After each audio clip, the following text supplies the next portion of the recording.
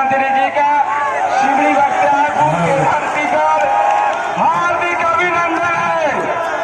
माननीय मुख्यमंत्री जी का शिवरी बख्तियारपुर के धरती पर वैश्विक महामारी कोरोना को ध्यान में रखते हुए जो गाइडलाइन थी उस गाइडलाइन का पालन करना था, इसलिए हम लोगों ने कार्यक्रम का लाइव प्रसारण किया और कोरोना को परास्त करिए।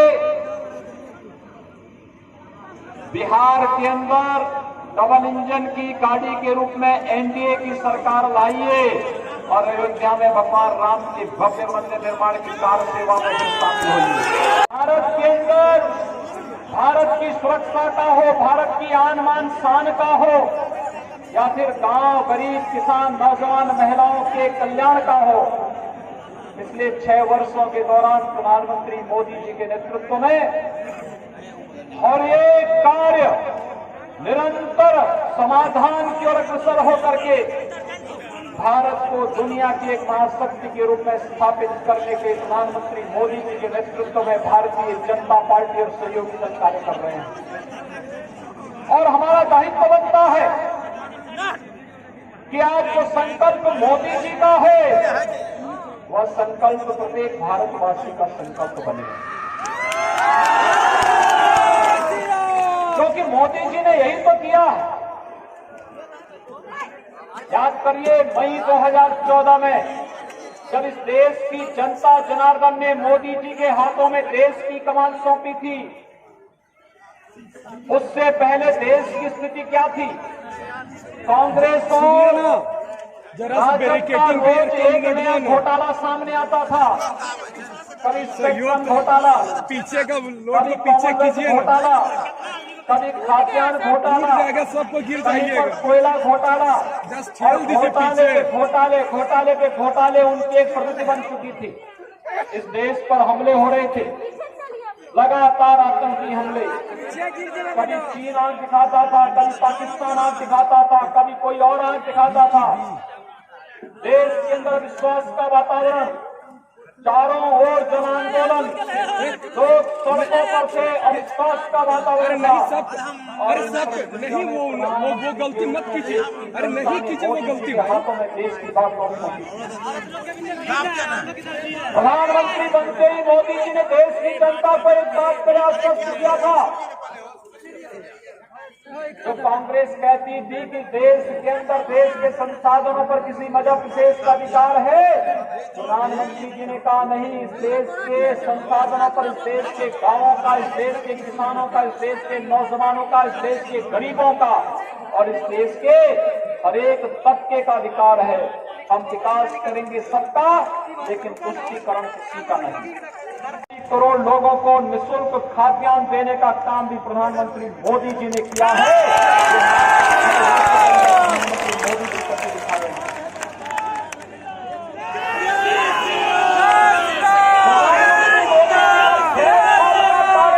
गरीबों के लिए और कांग्रेस और राजद का 55 वर्ष का और 15 वर्ष का कार्यकाल लेकर आप जोड़ देंगे तो भी वो मिलकर के भी इतना काम नहीं कर पाए।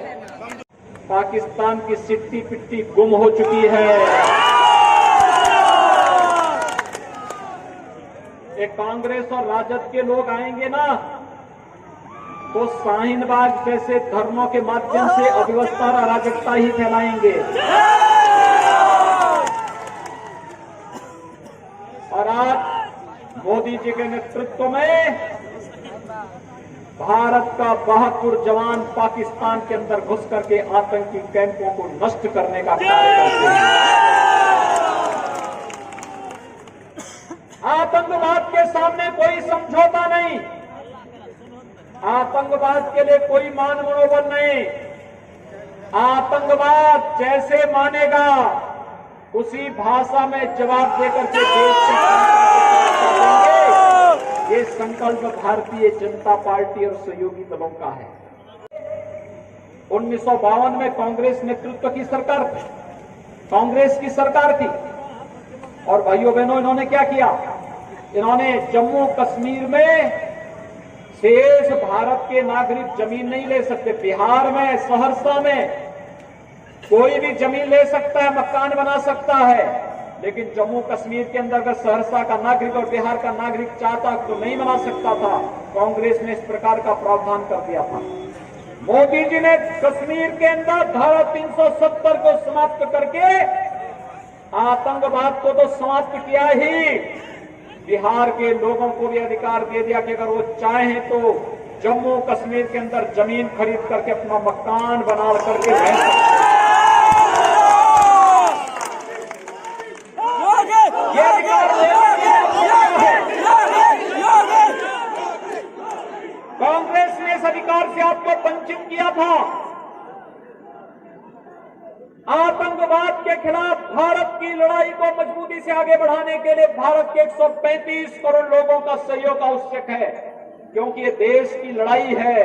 लेकिन देश की इस लड़ाई में प्रत्यक्ष और अप्रत्यक्ष रूप से आतंकवाद का समर्थन करने वाले कांग्रेस और राजद के लोगों ने तुष्टीकरण की सभी हदें पार करते हुए इस देश के अंदर जाने अनजाने में इस बार तो इनके सहयोगी दल के रूप में वे लोग भी हैं जो प्रत्यक्ष अप्रत्यक्ष रूप से नक्सलवाद को समर्थन करते हैं, हिंसा में विश्वास करते हैं, व्यापक अराजकता को पैदा करके आन मान और शान के खिलाफ, देश के आन मान और शान के खिलाफ गुस्ताखी करने का कार्य करते हैं, उनको लोग प्रत्याशी बनाने का कार्य करते हैं।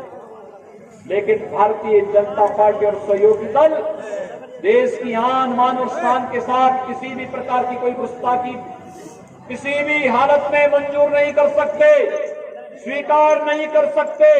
और इसीलिए भाइयों बहनों, आज हम सब आपके बीच आए हैं आपसे कहने के लिए, ये बिहार विधानसभा का चुनाव कोरोना कालखंड में आप लोग कर रहे हैं। मैं अभिनंदन करूंगा आपके उत्साह और आपके उमंग का। जो उत्साह और उमंग बिहार के अंदर लोगों ने दिखाया है, लोकतंत्र के प्रति भी और साथ साथ बीमारी से बचाव के लिए भी। प्रधानमंत्री मोदी जी ने आह्वान किया है, जब तक बीमारी पूरी तरह समाप्त नहीं हो जाती, बचाव ही सर्वोत्तम उपाय है। देंगे अगर समर्थन देंगे, एक बार हाथ खड़ा करके खड़ा करके आश्वस्त करिए। माताएं, बहनें, नौजवान, बुजुर्ग, किसान, सभी लोग ये बाउंड्री वाल पे जो लोग बैठे हुए हैं, अब लोग बाउंड्री वाल पे बैठ के रक्षक के रूप में काम करिए। बोलिए कि हम लोग सब समर्थन करने जा रहे हैं। आप सबको मैं धन्यवाद देता हूं, आपने जो समर्थन दिया अपील है। देखना, क्वारंटीन में थे श्री मुकेश सहनी जी, कोरोना के खिलाफ लड़ाई भी और चुनाव भी दोनों एक साथ लड़ा जा रहा है और उन्होंने इसका पूरा ध्यान रखा। हो सकता है घर घर न जा पाए हो, लेकिन भाइयों बहनों, आपके पास स्मार्टफोन है, इस फोन का इस्तेमाल करिए। अपने नातेदार, अपने रिश्तेदार, अपने मित्र, अपने शुभचिंतक को एक एक कॉल करके या SMS करके उनको बताइए कि मुकेश सहनी को हमें यहां से भारी बहुमत से, सिमरी बख्तियारपुर से भारी बहुमत से इस चुनाव चिन्ह पर भारी बहुमत से विजयी बना करके बिहार विधानसभा में भेजना है। भारतीय जनता पार्टी के प्रत्याशी कमल चुनाव चिन्ह पर है। मेरी आप सबसे अपील है, इन्हें भारी बहुमत से विजयी बना करके बिहार विधानसभा में भेजने के लिए आप सभी युद्ध स्तर पर लगे। कल चुनाव प्रचार बंद होगा, 7 को चुनाव अंतिम चरणों में संपन्न होगा और लोकतंत्र की ताकत का एहसास भाइयों बहनों आप जरूर कराएगा। इस विश्वास के साथ मैं एक बार फिर से आप सबको हृदय से आपका अभिनंदन करता हूं, अपनी वाणी को विराम देता हूं। जय जय श्री राम, जय जय श्री राम, जय जय श्री राम।